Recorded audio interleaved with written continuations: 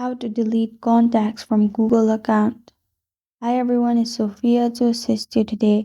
Without any delay, let's jump right in. First, open Google account, Chrome.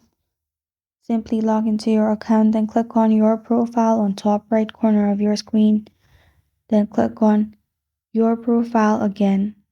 Scroll down till you find manage your Google account. In here, click on people and sharing by scrolling it to the left. Then click on contacts. You'll find all your contacts. Click on your contacts, then you'll find three dots on top right. Simply click on delete and then again click on delete and the account will be deleted from your Google account. This is how to delete contacts from Google account. Thank you for joining me today. If this video helps you out, please leave a like and subscribe for more.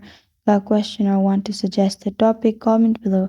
I am Sophia signing off. Until next time.